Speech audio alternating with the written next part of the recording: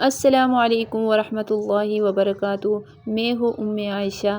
ہم بات کرتے ہیں سیرت اور سنت کی۔ آج ہم بات کریں گے نبی صلی اللہ علیہ وسلم نے کھلم کھلا اسلام کی دعوت کیسے شروع کی تھی۔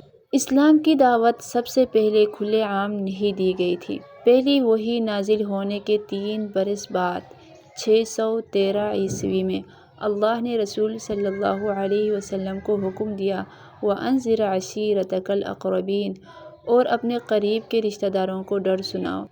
جب جبریل امین نے اللہ کا یہ حکم پہنچایا تو نبی صلی اللہ علیہ وسلم خاموش ہو گئے۔ آپ صلی اللہ علیہ وسلم کو اس کام کی وسعت کا احساس تھا۔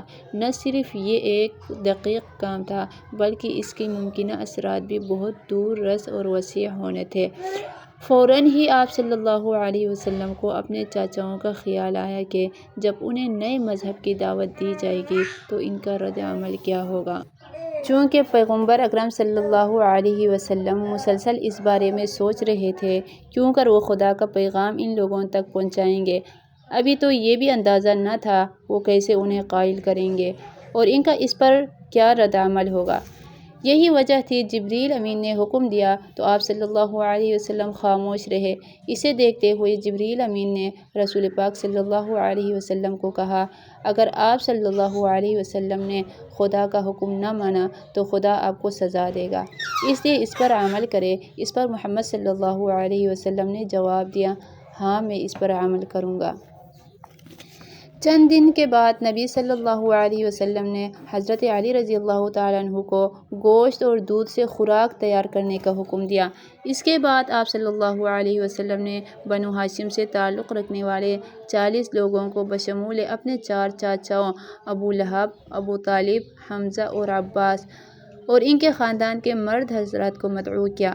کھانے کے بعد نبی صلی اللہ علیہ وسلم کھڑے ہو کر بات کرنے لگے۔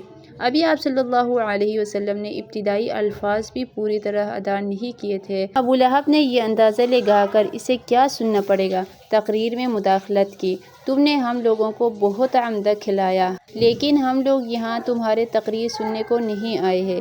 یہ کہتے ہوئے اس نے دیگر مہمانوں کو وہاں سے رخصتی کا اشارہ کیا۔ اگلے روز آقائے نامدار صلی اللہ علیہ وسلم نے حضرت علی رضی اللہ تعالیٰ عنہ کو دوبارہ کھانا تیار کرنے کا حکم دیا۔ آپ صلی اللہ علیہ وسلم نے انہیں دوبارہ مدعو کیا۔ جیسے ہی انہوں نے کھانا ختم کیا آپ صلی اللہ علیہ وسلم بنا وقت ضائع کیے کھڑے ہوئے اور بات کرنے لگے، میں عرب کی تاریخ میں خود سے بہتر کسی ایسے آدمی کو نہیں جانتا جو اس دنیا اور موت کے بعد کی زندگی کے بارے میں تم کو آگاہ کر سکے۔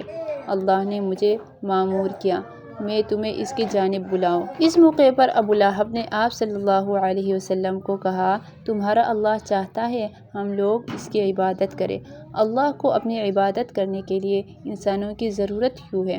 آپ صلی اللہ علیہ وسلم نے جواب دیا، اللہ کو کسی کی ضرورت نہیں، یہ تو انسان ہیں جنہیں ضرورت ہے وہ اس کی عبادت کرے تاکہ انہیں نجات حاصل ہو۔ پھر ایک کونے میں سے ایک آواز اٹھی، میں آپ کے ساتھ دوں گا اے اللہ کے رسول۔ ہر کوئی مڑ کر اس کونے کی طرف دیکھنے لگا جہاں 13 برس کے علی کھڑے تھے۔ اس لڑکے کی جرأت پر کچھ مہمان حیران ہوئے اور کچھ محظوظ، لیکن اس کے بعد کمرے میں دوبارہ خاموشی چھا گئی۔ نبی کریم صلی اللہ علیہ وسلم کے لیے اللہ سبحانہ وتعالیٰ کا اگلا حکم تھا اب پیغام کو کھلے عام سب لوگوں تک پہنچایا جائے۔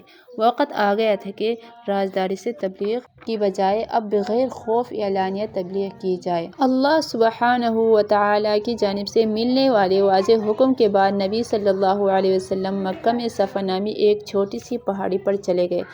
جتنے بھی سننے والے جمع ہو ان کے سامنے اپنے ایمان کا اعلان کرے۔ آپ صلی اللہ علیہ وسلم نے بآواز بلند کے کہا، اے قریش کے لوگو میری بات سنو۔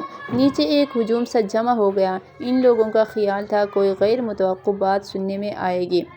محمد صلی اللہ علیہ وسلم نے کہا، اگر میں تم لوگوں سے کہوں اس پہاڑی کے پیچھے ایک بڑی فوج حملہ ور ہونے کی تیاری کھڑی ہے تو کیا تم میری بات کا یقین کرو گے؟ انہوں نے کہا، ہاں ہم یقین کریں گے۔ تو آپ صلی اللہ علیہ وسلم نے کہا، تم مجھ پر کیوں یقین کرو گے؟ ہجوم نے کہا کیونکہ آپ صادق و امین ہیں۔ نبی صلی اللہ علیہ وسلم نے کہا پھر مجھے تمہیں ضرور آگاہ کرنا چاہیے، اللہ تعالیٰ نے مجھے حکم دیا ہے میں تم لوگوں کو متنبی کر دوں، اگر تم اس بات پر ایمان نہ لائے تو ایک سخت سزا تمہاری منتظر ہے۔